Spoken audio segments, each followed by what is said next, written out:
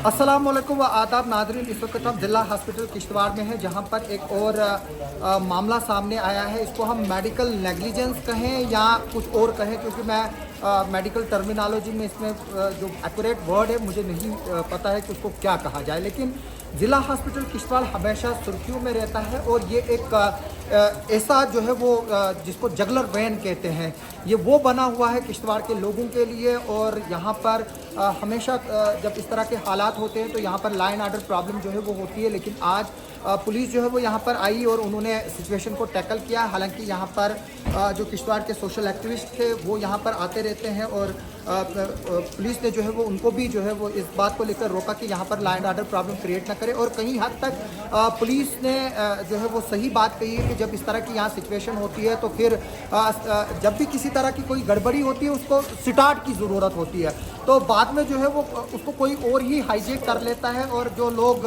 यहाँ नेक नीति से आते हैं, जाहिर से तौर से बात है, कुछ लोग ज़रूरी नहीं है कि वो हमेशा यहाँ पंगा उठाने के लिए ही आए, लेकिन कुछ लोग जो है वो नेक नीति से भी यहाँ पर आते हैं ताकि लोगों की जो है वो मदद की जाए। तो हम यहाँ के जो NGOs या बाकी लोग हैं उनके शुक्रगुजार हैं कि वो अक्सर यहाँ पर हेल्प करते हैं लोगों को, चाहे वो हिलाल हेल्थ केयर सोसाइटी हो, चाहे अबाबील हो। तो लेकिन साथ में हमें ये चीज़ भी देखनी होती है कि यहाँ पर किसी तरह की लाइन आर्डर प्रॉब्लम क्रिएट ना हो, क्योंकि यहाँ पर इस वक्त पेशेंट्स होते हैं। इस किश्तवाड़ हॉस्पिटल में इस वक्त 100-150 के करीब पेशेंट्स होंगे। एमरजेंसी में लोग आते हैं, तो जब यहाँ पर इस तरह का हल्ला गुल्ला होगा तो जाहिर से तौर से बात है कि हॉस्पिटल का एक तो माहौल भी ठीक नहीं रहेगा और दूसरा जो यहाँ की एमरजेंसी सर्विसेज है वो भी जो है वो ठीक तरीके से नहीं चलेगी। आज भी जो ये इंजेक्शन का जो है वो मामला सामने आया, तो इस पर पुलिस ने सब लोगों को बताया कि आप जो है वो कंप्लेंट करें। लेकिन कुछ लोग जो है वो शोर तो करते लेकिन कंप्लेंट नहीं करते। कंप्लेंट जो है वो एक बेसिक चीज़ है। आप जो है वो कंप्लेंट जब तक नहीं करेंगे तब तक कार्रवाई जो है वो फिर नहीं होती। हमने अक्सर देखा है कि कुछ लोग जब सू मोटर नोटिस लेते हैं वो लोग जो है वो फिर बाद में स्टेटमेंट ही देने नहीं आते हैं। आज का जो नया BNNS का कानून है उसमें पुलिस को पहले कंप्लेंट चाहिए, उसके बाद फिर जो कंप्लेनेंट है उसका स्टेटमेंट चाहिए, फिर उसके बाद जो है वो कार्रवाई होती है। पहले हम क्या करते थे, पहले हम एप्लीकेशन देते थे, पुलिस उसमें FIR लगाती थी, कॉग्निजेंस लेती थी, लेकिन बाद में क्या होता था, जो कंप्लेनेंट है वही हॉस्टाइल होता था।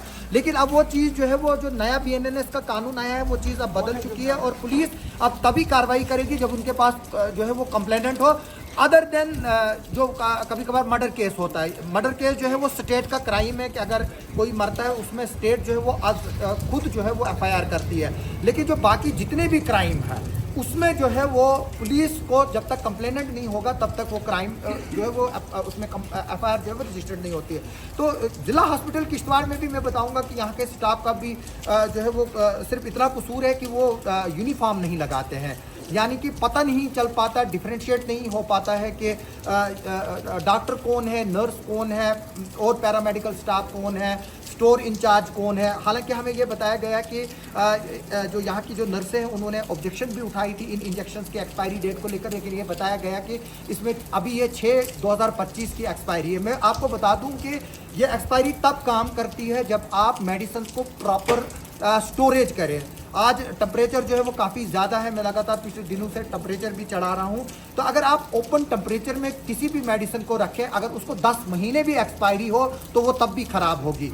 यानी कि जो हमारा जो सिस्टम है वो यहाँ पर इतना नहीं है कि हम मेडिसिन को जो है वो 100% सिक्योर करें और वो गाइडलाइंस यहाँ पर मौजूद नहीं है जिनको जो है उनको पूरा नहीं किया जाता है। तो अब जाहिर से तौर से बात है, ये मामला फिर से सामने यहाँ पर आया है।